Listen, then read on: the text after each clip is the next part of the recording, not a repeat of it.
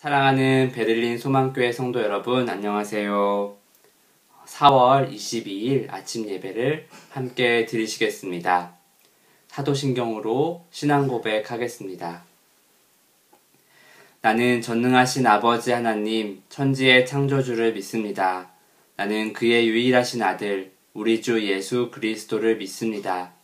그는 성령으로 잉태되어 동정녀 마리아에게서 나으시고 본디오 빌라도에게 고난을 받아 십자가에 못 박혀 죽으시고 장사된 지 사흘 만에 죽은 자 가운데서 다시 살아나셨으며 하늘에 오르시어 전능하신 아버지 하나님 우편에 앉아 계시다가 거기로부터 살아있는 자와 죽은 자를 심판하러 오십니다.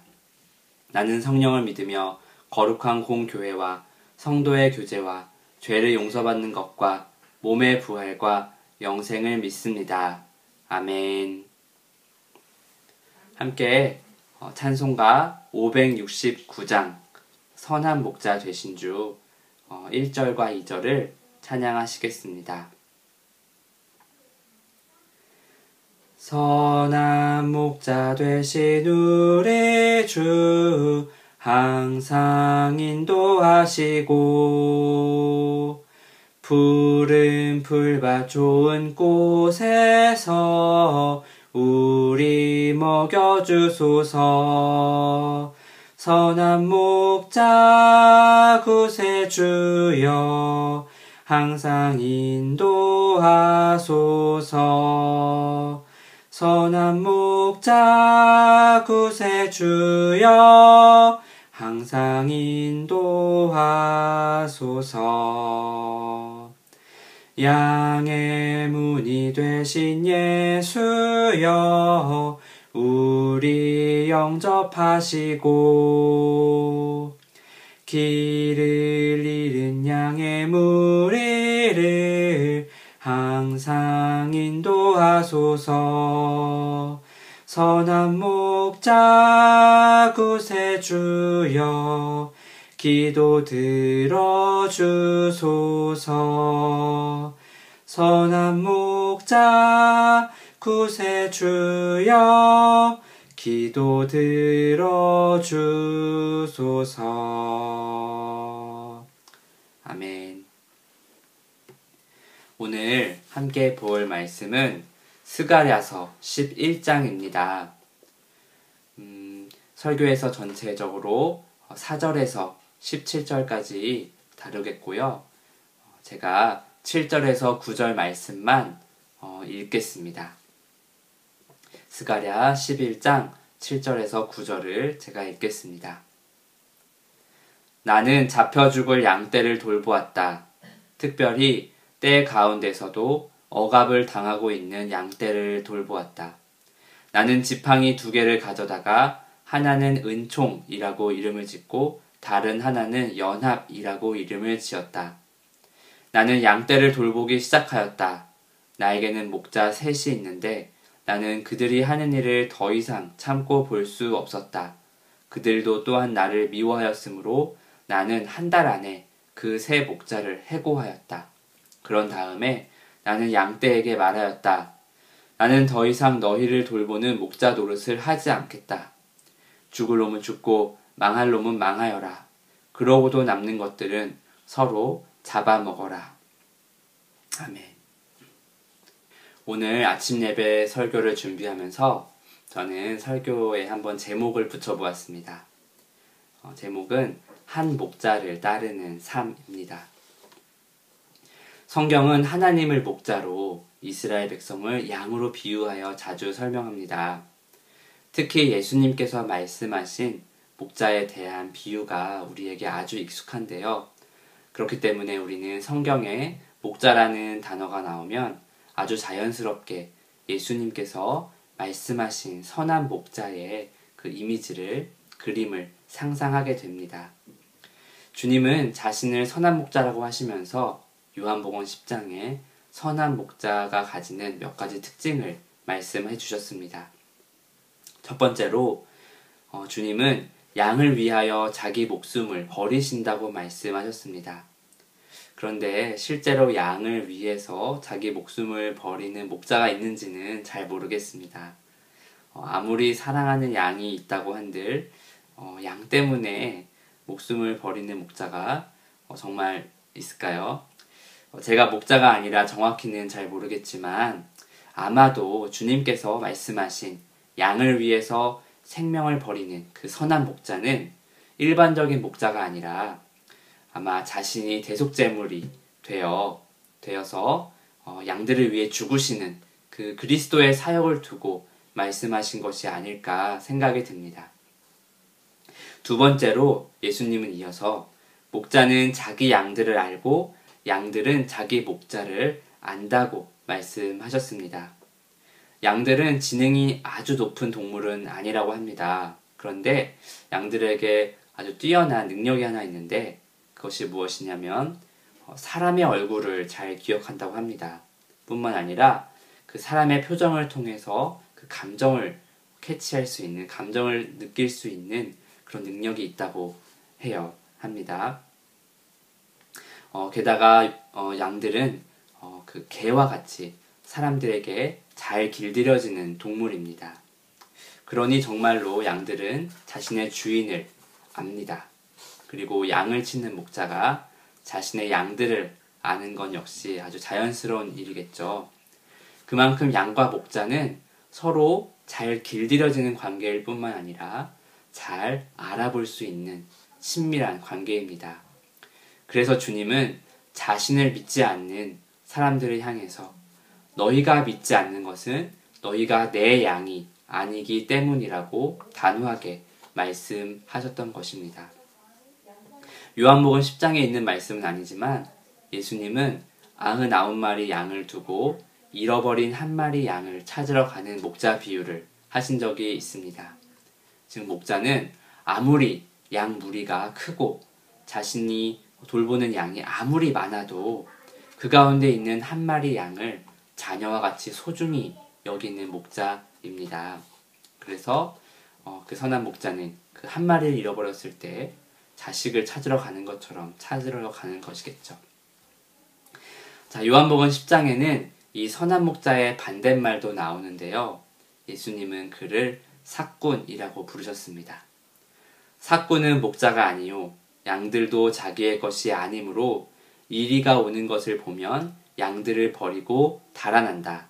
그러면 이리가 양들을 물어가고 양떼를 흩어버린다. 그는 삭군이어서 양들을 생각하지 않기 때문이다. 삭군은 돈을 받고 양을 치는 사람들입니다. 겉모습과 하는 일로는 목자와 구별할 수 없지만 실제로 그들의 마음은 선한 목자와 같이 양을 사랑하지도 않고 소중히 여기지도 않습니다. 자기가 맡은 시간만 채우면 되고 그리고 자기가 받아야 할 몫의 그 상만 받으면 되는 사람입니다. 삭군을 구별하는 방법은 간단합니다. 위험이 닥쳤을 때 양을 위해 위험을 감수하면서까지 희생할 준비가 되어 있느냐를 보면 알 수 있습니다. 그런 삭군에게 한 마리 정도 양이 잃어버리는 것은 대수롭지 않을 것입니다. 그리고 그렇게 관심 없는 양들을 자녀처럼 잘 알지 못하는 것도 당연한 일이겠죠.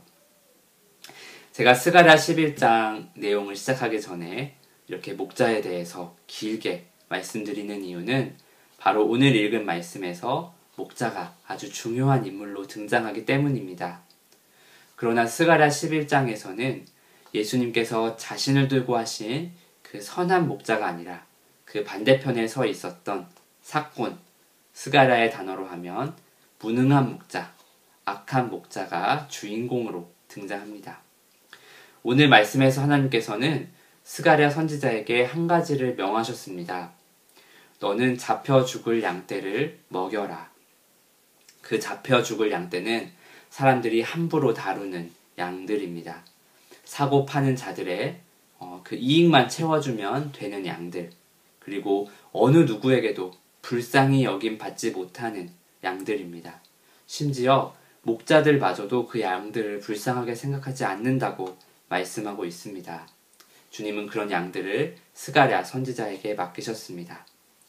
스가랴 선지자의 원래 직업이 무엇인지는 명확히 밝혀지지는 않았지만 분명한 것은 그가 적어도 목자는 아니라는 것입니다.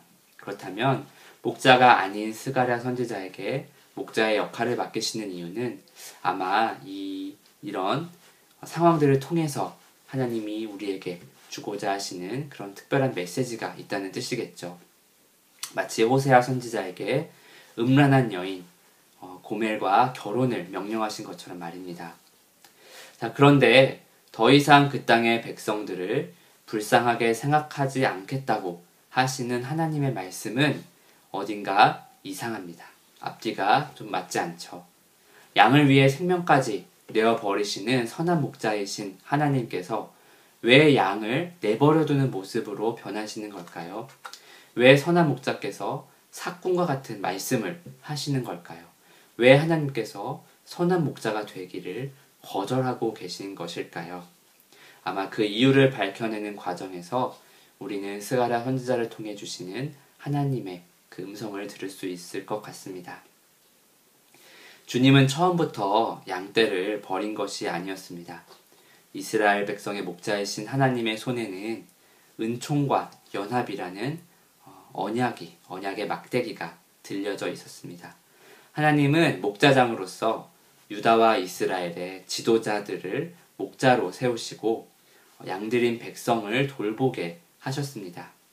그러나 유다와 이스라엘의 지도자는 목자로서의 기능을 상실했습니다. 뿐만 아니라 목자장이신 하나님으로부터 등을 돌리고 배교했습니다. 그들은 자신들이 책임지고 돌보아야 할 양떼를 돌보지 않았을 뿐만 아니라 그 백성들이 우상숭배와 죄에 빠지게 하고 또한 그들을 폭압으로 다스려 자신들의 이익만 챙겼습니다. 스가랴 10장 3절은 그들에 대한 하나님의 심판을 쓰고 있습니다. 나의 분노가 목자들에게 불처럼 타오른다. 내가 지도자들을 벌하겠다. 그러나 하나님의 분노는 그저 벌하는 것으로 끝나지 않았습니다. 오늘 함께 읽은 11장 말씀의 8절에서는 이제 앞으로 더 이상 그 백성 안에는 목자가 나타나지 않을 것이라고 선언하십니다. 나에게는 목자가 셋이 있는데 나는 그들이 하는 일을 더 이상 참고 볼 수 없었다. 그들도 또한 나를 미워하였으므로 나는 한 달 안에 그 세 목자를 다 해고하였다. 여기서 세 목자가 해고되었다는 말씀은 구체적인 세 명의 어떤 목자가 있었다는 그런 뜻보다는 완전히 없앤다는 뜻으로 보는 것이 더 맞습니다. 즉, 그 목자라는 직분 자체를 폐기하셨다는 뜻입니다. 하나님은 이제 더 이상 자신의 백성들, 자신의 양들을 사람 목자의 손에 맡기지 않기로 마음을 정하신 것입니다. 여기까지는 우리는 납득이 됩니다. 인류 역사 속 지도자의 폭정은 우리에게 익숙한 장면이기 때문입니다. 그런 정치인이나 종교인들을 하나님께서 벌하시고 그들의 자리를 폐위하시는 장면은 한편으로 속이 시원하기도 하죠. 이제야 하나님의 공의와 정의가 이 땅에 이루어지는 것 같습니다. 그들로 인하여 괴로움을 당하고 살아가던 그 백성들, 즉 목자들에게 약탈당하던 양들은 이제야 평안히 풀을 뜯으며 자신의 삶에만 충실하게 살아가면 될 것 같습니다. 그런데 여기서 어처구니 없는 일이 벌어집니다. 악한 목자들을 모두 제거한 참 목자장을 양떼가 거절한 것입니다. 12절은 그 장면을 아주 생생하게 묘사하고 있는데요. 악한 목자들을 해고한 목자가 양들에게 말합니다. 너희가 좋다고 생각하면 내가 받을 품삯을 내게 주고 줄 생각이 없으면 그만두어라. 여러분, 품삯은 누가 받는 겁니까? 바로 일꾼이, 즉 사꾼이 받는 것 아닙니까? 목자는 양들에게 품삯을 받는 존재가 아닙니다. 그는 오히려 자신의 것으로 양떼를 책임지고 먹이고 돌보는 양떼를 위해 존재하는 사람입니다. 그런데 양들이 마치 자신들의 종에게 대하듯 목자에게 품삯을 줍니다. 은 30개가 가지는 의미에 대해서는 출애굽기 21장을 참고하면 힌트를 얻을 수 있습니다.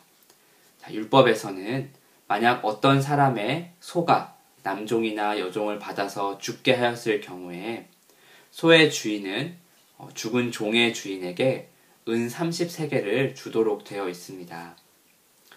자, 은 30세겔은 결코 작은 금액의 돈이 아니라고 합니다. 그러나 그 금액이 의미하는 것은 바로 종의 생명입니다. 종의 생명값을 은 30세겔로 성경은 정하고 있습니다. 목자가 그토록 아끼던 양들은 자신의 목자를 이제 자기들이 부리는 종으로 여기며 은 30개를 그 삭스로 준 것입니다. 자, 얼마나 상상하기 어려운 장면입니까? 그런 양들을 이제 목자는 더 이상 보호할 수 없게 되었죠. 목자장은 이렇게 저주합니다. 나는 더 이상 너희를 돌보는 목자 노릇을 하지 않겠다. 죽을 놈은 죽고 망할 놈은 망하여라. 그러고도 남는 것들은 서로 잡아먹어라. 9절 말씀이었습니다. 자, 이 정도 되면 이제 왜 하나님께서 스가랴 선지자를 불러 목자의 역할을 맡기셨는지 가늠이 됩니다. 스가랴 선지자와 제거된 새 목자, 그리고 더 이상 돌봄을 받지 못하도록 방치되고 버려지는 양들. 주님은 유다와 이스라엘의 상태가 더 이상 손쓸 수 없을 정도가 되었음을 목자와 양의 드라마를 통해 보여주고 계십니다. 하나님께서 목자장으로서 가지고 계셨던 은총과 연합의 막대기는 이제 꺾였습니다. 자신의 목자를 종으로 치부하고 스스로 버린 양들을 그 목자가 더 이상 돌볼 수는 없는 일이겠죠. 16절은 그런 양들의 최후를 이렇게 쓰고 있습니다. 하나님은 한 목자를 세우시는데요. 그는 선한 목자가 아니라 악한 목자입니다.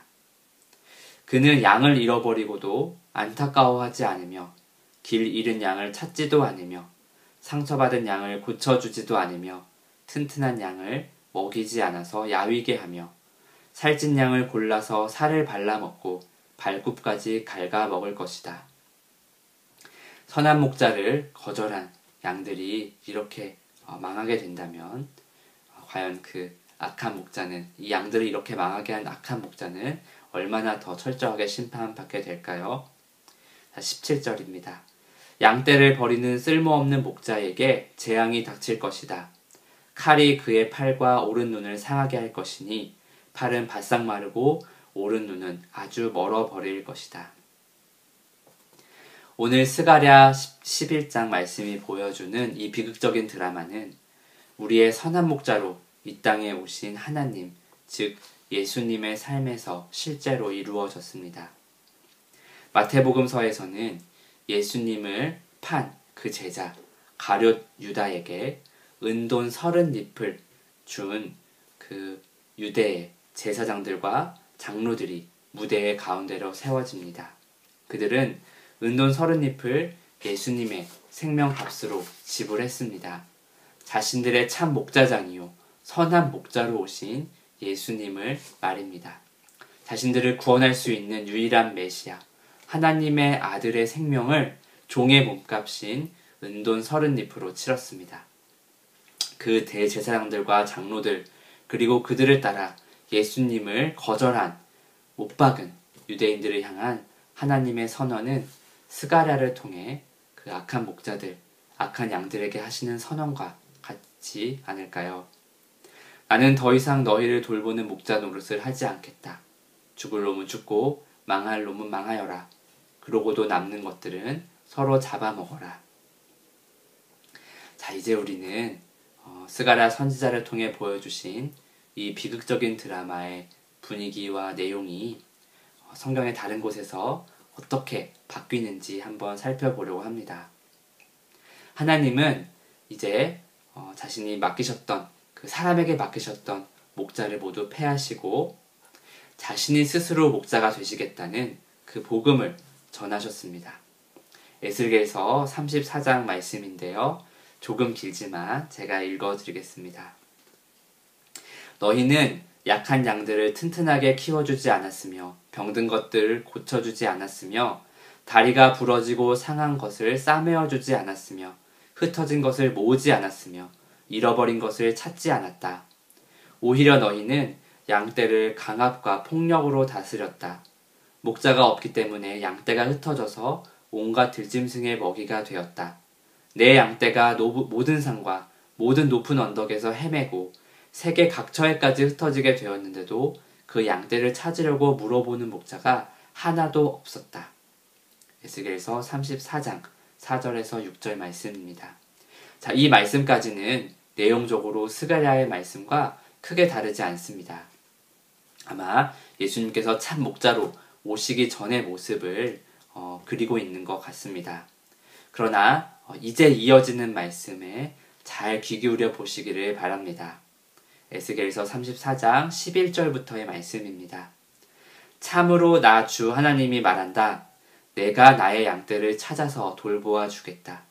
내가 직접 내 양떼를 먹이고 내가 직접 내 양떼를 눕게 하겠다. 나 주 하나님의 말이다. 헤매는 것은 찾아오고 길 잃은 것은 도로 데려오며 다리가 부러지고 상한 것은 싸매어주며 약한 것은 튼튼하게 만들겠다. 그러나 살진 것들과 힘센 것들은 내가 멸하겠다.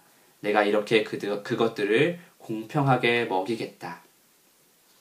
특히 마지막에 나오는 34장 16절 말씀은 마치 스가랴서 11장 16절 말씀에서 주어만 바꾼 것처럼 굉장히 유사한 단어들이 사용되었습니다. 무능한 목자에게 버림받고 방치되어 길 잃고 헤매는 양들을 하나님께서는 이제 친히 선한 목자가 되어주심으로 찾으실 것입니다. 상처받은 양들은 싸매어주고 고쳐주실 것입니다. 약한 양들은 튼튼하게 해주시고 돌보아 주시고 그 안에서 힘이 센 양들과 약한 양들 사이에 정의로 다스리는 목자가 되어주실 것입니다. 이 모든 선한 목자에 관한 구약의 예언과 그림들 역시 예수님에게서 모두 실제가 되었음을 우리는 알고 또한 믿고 있습니다. 예수님은 이렇게 비극으로 끝난 것 같은 이 인류의 역사 가운데 선한 목자로 우리에게 오셨습니다. 그리고 에스겔 34장에 나오는 세계 각처에 흩어진 자신의 양들을 모으십니다. 악한 양들은 모두 망해버렸지만 하나님의 참 양들, 선한 목자를 아는 그 양들, 그 목자의 양들을 주님은 다시 찾겠다고 말씀하셨습니다. 요한복음 10장 말씀을 통해 예수님께서 다시 한번 이 일을 확인해 주셨는데요. 16절입니다. 나에게는 이 우리에 속하지 않은 다른 양들이 있다. 나는 그 양들도 이끌어 와야 한다. 그들도 내 목소리를 들을 것이며 한 목자 아래에서 한 무리 양떼가 될 것이다. 예수님께서 목숨을 버리신 양들은 이스라엘과 유다 백성들 뿐만이 아니라 바로 세계에 흩어져 있던 이방인들, 바로 저와 여러분과 같은 양들을 위해서도 주신 주님은 자신의 생명을 버리신 선한 목자셨습니다. 예수님께서 저와 여러분을 위해 십자가에서 생명을 버리심으로 직접 우리들의 선한 목자가 되어 주셨습니다. 그것을 믿으십니까? 그 믿음이 있는 사람은 예수님의 양이 맞습니다. 선한 목자 되신 예수님께서 우리를 자신의 양으로 찾으시고 부르셨습니다. 자, 그럼 이 주님만을, 이 예수님만을, 이 하나님만을 목자로 삼은 우리는 어떻게 살아가야 할까요? 자, 이제 우리에게 더 이상 사람 목자는 없고 예수님만이 우리의 목자가 되심을 믿는다면, 정말 그것이 사실이라면 무엇보다 우리의 경건 생활이 달라져야 합니다. 즉, 우리가 목자의 음성을 듣는 그 방법이 달라져야 합니다. 주님의 양들은 주일이나 평일에 예배드린 것으로 주님의 음성을 충분히 들었다고 생각해서는 안 됩니다. 들은 말씀을 자세히 살펴 그것이 하나님의 말씀이 맞는지 아닌지를 생각해 보아야 합니다. 제가 지금 전하는 이 말씀 역시 다시 한번 성경을 보시면서 정말 장용선 전도사가 하나님의 뜻에 맞게 설교하고 있는지 전하고 있는지 살피셔야 합니다. 의심하고 다툼을 일으키고 논쟁하기 위해서가 아닙니다. 그런 질문과 고민을 통해 저와 여러분의 목자 되신 예수님의 음성을 더 가깝게 또한 더 자세히 듣기 위해서 그렇게 해야 합니다. 그렇게 나에게 주신 말씀을 마음과 생각에 담고 일주일의 삶 동안 하나님께서 우리 각자에게 주시는 음성이 무엇인지 분별하며 또한 삶 속에서 그 말씀이 어떻게 열매 맺는지를 발견해 나가야 합니다. 경험해야 합니다. 우리는 설교자가 주는 말씀 외에도 개인의 경건 속에서 말씀 묵상을 반드시 해야 합니다. 매일 나에게 주시는 나의 참 목자인 예수님의 음성을 말씀 묵상과 기도 가운데 들으셔야 합니다. 우리는 저마다 다른 상황 속에 놓여 있습니다. 저마다 예수님을 처음 만난 그 역사와 기억이 다릅니다. 저마다 직업과 삶의 터전이 다릅니다. 그렇기 때문에 우리 각자에게 주시는 그 독특한 상황 속에서 지혜의 음성을 들어야 합니다. 물론 목사님이나 우리 선교사님과 같은 전문 설교자의 설교를 통해서도 하나님은 분명 우리에게 말씀하십니다. 그러나 그보다 우선적으로 개인의 경건 속에서 말씀과 기도를 통해 하나님의 음성을 듣는 그런 훈련을 해야 합니다. 성경에서는 베레아 사람들이 그런 좋은 예로 등장하는데요. 사도행전 17장 11절 말씀입니다. 베레아의 유다 사람들은 데살로니가의 유대 사람들보다 더 고상한 사람들이어서 아주 기꺼이 말씀을 받아들이고 그것이 사실인지 알아보려고 날마다 성경을 상고하였다. 여기 상고하였다에 쓰인 헬라어 아나크리논테스의 원형인 아나크리토는 문자적으로 자세히 조사하다라는 뜻을 가집니다. 독일어 성경은 이를 포션으로 번역했는데요. 즉 바울로부터 설교를 들은 말씀을 들은 이 베레아 사람들은 집에 가서 날마다 스스로 또 연구했다는 뜻입니다. 베레아 사람들이 의심이 많고 깐깐해서 날마다 말씀을 연구한 것이 아니었습니다. 누가는 그 사람들이 고상한 사람들이었다고 기록하고 있습니다. 그들은 기꺼이 말씀을 받아들이는 열린 마음을 가진 사람들이었습니다. 개역개정 성경은 이를 간절했다고 번역하기도 했는데요. 그런 열린 마음, 간절한 마음으로 바울로부터 즐겁게 말씀을 듣고 그 말씀을 가지고 집에 가서 자신이 가지고 있는 구약 성경과 비교하며 과연 정말 그러한지, 정말 바울이 전한 대로 구약의 예언이 예수 그리스도를 통해 이루어진 것이 맞는지 질문하고 고민하고 연구한 것입니다. 그들은 바울로부터 복음은 들었지만 결국은 자신들의 참 목자이신 예수님의 음성을 듣고 믿음이 생긴 것입니다. 신학자 존 스토트는 이런 베레아 사람들을 수용성과 비판적 질문을 겸비했던 사람들이라고 평했습니다. 바울이 아무리 위대한 사도였다고 해도 그들의 참 목자는 예수님 한 분 뿐이셨습니다. 한국에서 어려서부터 신앙생활을 한 저와 같은 사람들은 대부분 담임 목사님이나 부서 교역자의 말씀을 의심 없이 믿는 그런 습성이 있습니다. 그리고 그런 것이 좋은 신앙이라고 생각하도록 직간접적으로 훈련을 받았습니다. 그러나 성경은 그 어디에서도 질문하지 말라고 하지 않습니다. 오히려 예수님은 그 유대인들의 질문하지 않는 모습, 묻지 않는 모습을 이상하게 여기셨습니다. 예수님의 제자인 도마도 정말 예수님께서 부활하셨는지 물으셨죠. 정말 그 너희들이 만난 사람이 예수님 맞아? 라고 의심 섞인 질문을 했죠. 자, 그런 도마를 의심이 많다고 해서 하나님이 사용하지 않으셨나요? 아닙니다. 성교 역사에서 이 예수님의 제자 도마는 바벨론과 페르시아, 즉 지금의 이란 내에 교회를 세우고 그리고 인도에까지 가서 복음을 전하다 순교했다고 전해져 내려오고 있습니다. 자, 우리의 마음이 정말 하나님의 말씀에 굶주려 있고 정말 우리의 마음이 간절하다면 교회에서 듣는 어느 말씀 하나도 그냥 흘려보내지 않고 개인의 경건과 묵상 속에서 계속 질문하고 연구해야 합니다. 깊이 생각해보고 정말 그러한가 내 삶에 적용해보고 순종해 보아야 합니다. 또한 개인 말씀 묵상과 기도의 삶을 통해 나의 목자이신 한 분, 그 예수님의 주님의 음성을 매일 듣고자 힘써야 합니다. 그런 성도님들의 영적인 성장 앞에 말씀을 전하는 사람들도 도전받고 하나님 앞에 간절히 더 지혜를 구하며 거룩하게 서도록 자신을 연단할 수 있을 것입니다. 그렇게 교회의 가르침과 말씀이 함께 성장해 갈 수 있는 것 아닐까요? 한 목자이신 예수님과 그분의 말씀을 깨닫게 해주시는 성령님 안에서 말입니다. 자, 오늘날 우리는 그 어느 때보다 더 치열한 분별을 필요로 하는 시대에 살아가고 있습니다. 그러므로 우리 모두가 참 목자이신, 우리의 한 목자이신 예수님의 말씀을 듣는 일에 우리의 생명을 걸어야 합니다.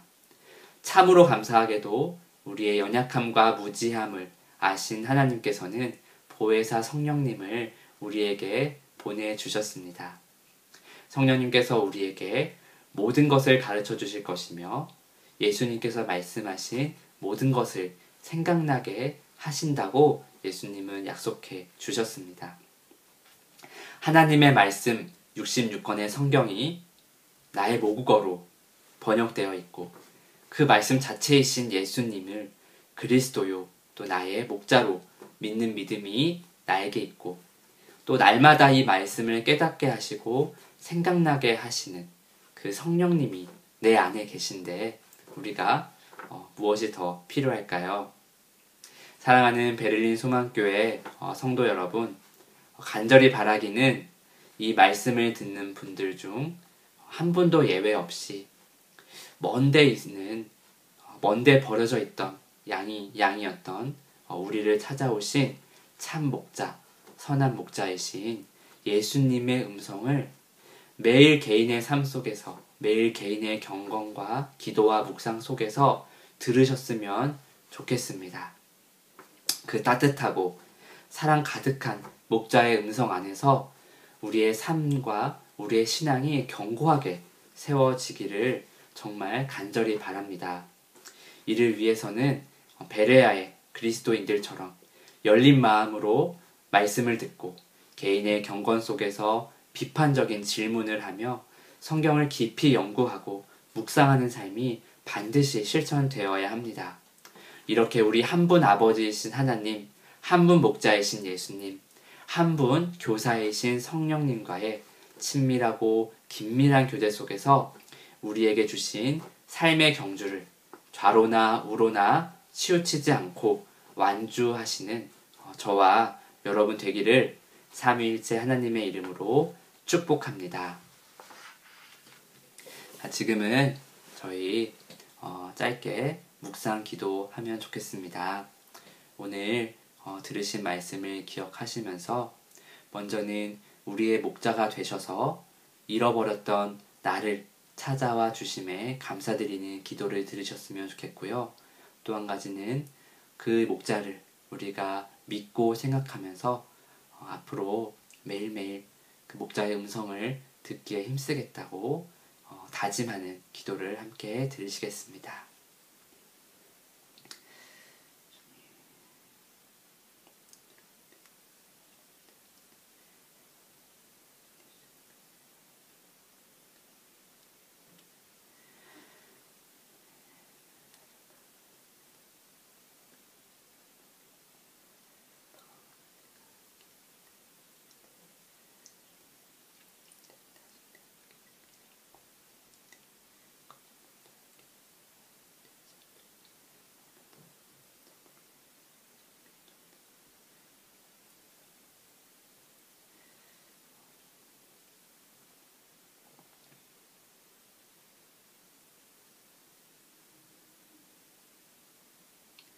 하나님 감사합니다. 잃어버렸던 저를, 길을 잃었던 저를 찾으시고 다시 회복시키셔서 이제는 하나님 안에서 양으로서 살아갈 수 있게 하심에 감사합니다. 하나님, 주님께서 이렇게 귀한 사역을 통해, 그 그리스도의 사역을 통해 저를 구원하시고 주님의 양으로 삼아 주셨는데, 이제 저희들의 남은 삶을 다시는 거짓 목자들에게 빼앗기지 않도록 하나님, 날마다 우리의 참 목자이신 예수님의 음성 듣기에 힘쓰며 살아가는 저희의 남은 인생이 되게 하여 주시옵소서. 그 목자와의 친밀하고 사랑 가득한 삶으로 저희 베를린 소망교회 모든 성도님들의 삶을 인도하여 주시옵소서. 예수님의 이름으로 기도합니다. 아멘. 지금은 찬송가 569장 선한 목자 되신 주 3절과 4절을 함께 부르시겠습니다. 흠이 많고 약한 우리를 용납하여 주시고 주의 넓고 크신 은혜로 자유 얻게 하셨네.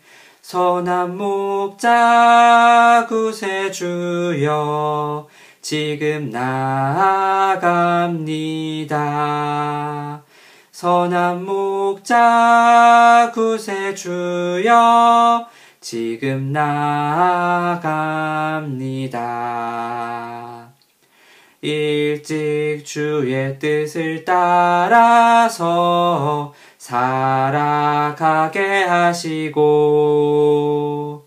주의 크신 사랑 베푸사 따라가게 하소서. 선한 목자 구세주여 항상 인도하소서. 선한 목자 구세주여 항상 인도하소서.